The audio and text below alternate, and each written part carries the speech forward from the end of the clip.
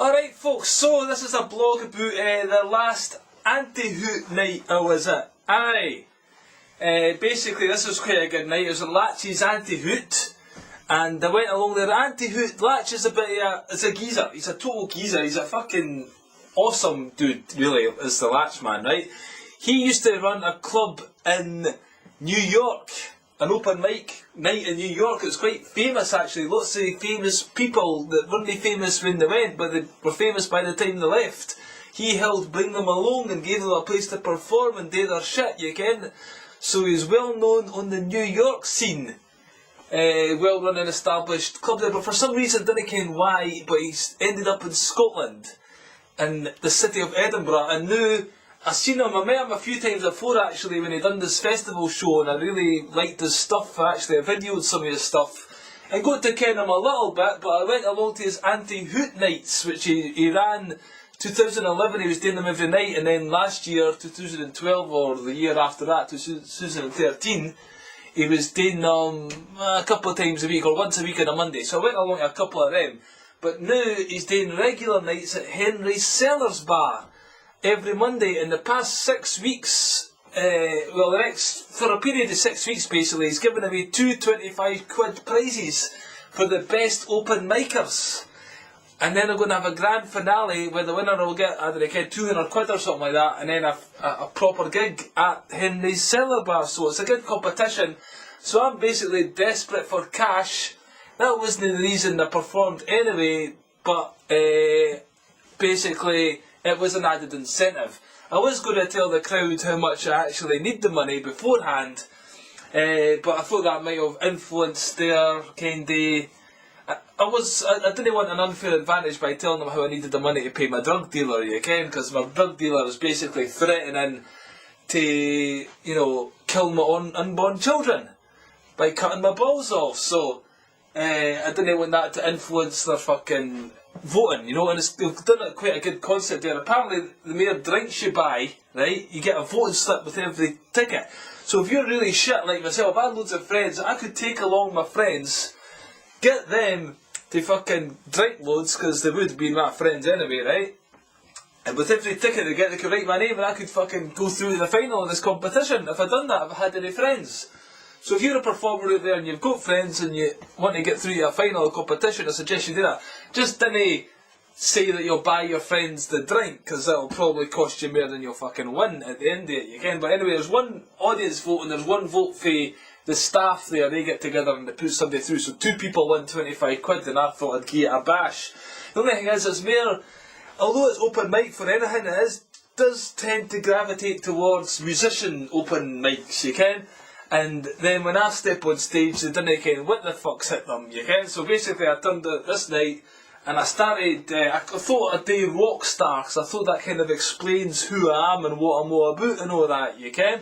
So I gave that a bash, I gave Rockstar a bash, and I was getting some laughs. There was a couple of birds laughing all the way through it, and I was like, well, not all the way through it, a couple of times, in the right places, you get. It's not hilariously funny, I didn't expect constant laughs for a poem as well, but anyway, I done my best, and staggered through that in, got a couple of laughs, and I offered the two of them actually, if they'd give me their phone number so we could have a bit of menage a trois, and it didn't materialise unfortunately, but you've got to try, and then I went on to the next poem about my porn addict kind of, you know, tendencies. So I stuck that in out there, gave that a bash, let them ken what that yin's all about.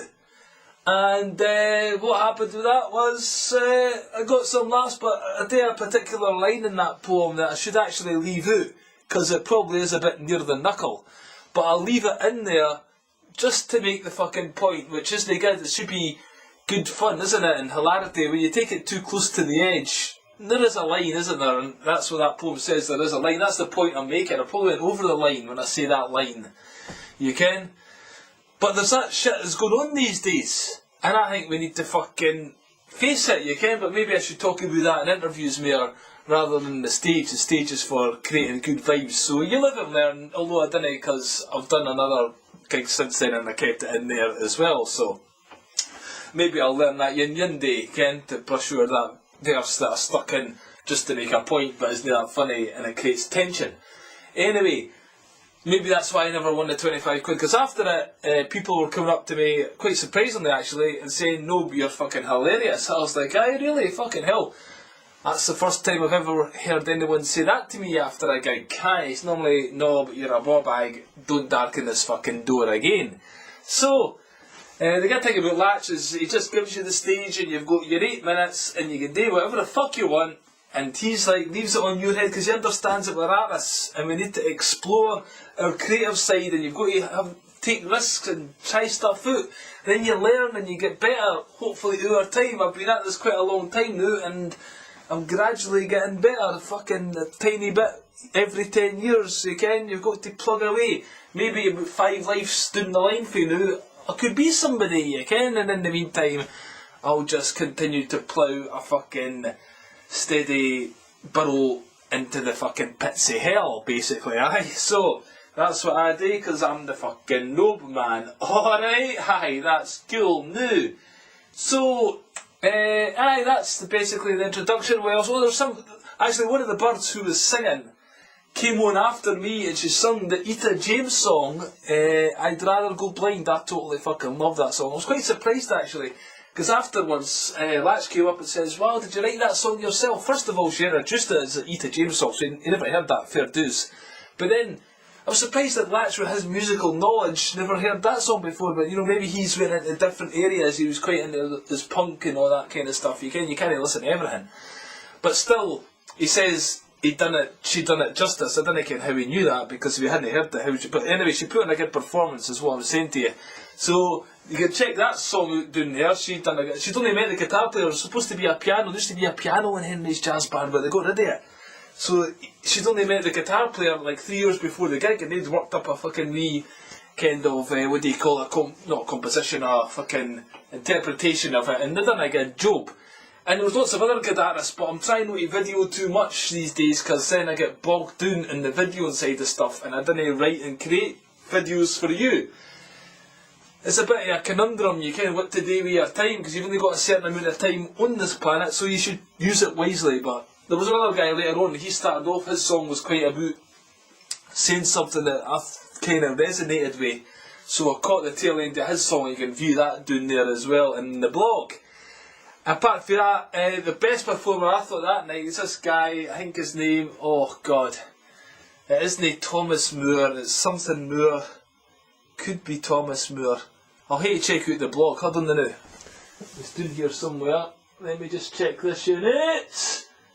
Aye, coming down. Oh, it's James Moore. This guy's from Australia, and he played the guitar like it was going out of fashion. It was fucking unreal, man. He just all that shit. How the fuck can you do that? It was crazy. I should have videoed his stuff, but he was the one I voted for, because I bought a drink there myself. It might surprise you, and I basically, it was an orange lemonade because I was fucking skint, and the thing was, I bought it when I went into the place, and then on the way out, when it was getting voting time, it says, "I bought that orange lemonade about an hour ago, can I get my voting stick?" Because they never gave me one, so I stuck doing his name, James Moore, and he was awesome.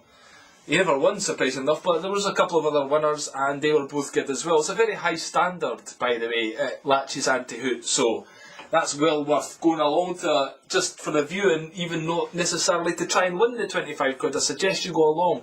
He does another good night on a Tuesday and I think a Wednesday as well there. I quite like that venue, it's totally awesome, highly recommended.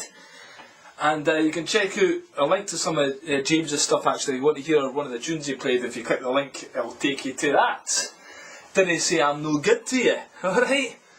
So that was about that, and I met another guy there, J.A. Sutherland, a poet who I'd met for another poetry night I'd done, and I had a good wee chit chat with him about the Edinburgh trams and poetry in Edinburgh, and that's quite a good scene.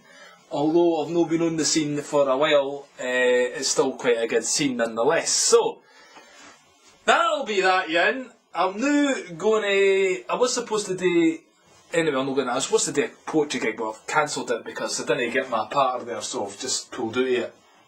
But I might go to Latch's Anti-Hoot tonight. I think it's the last time you can win the bid for glory for the 25 quid, so I'm going to give that a bash tonight. This was for a couple of weeks ago, on the 18th of November. That's when Nishan took place, so enjoy reading the blog feel free to leave a comment, and aye, go along to Latches Anti-Hoot, especially next week. Next Monday the 15th, I believe, is the grand finale, so it's bound to be an awesome night. Get yourself along there, folks. Tell them Nob sent you, and I might get a free Guinness the next time I go. Who knows? You got to try. You got to fucking try. Thanks for listening, take care, and bye bye just now.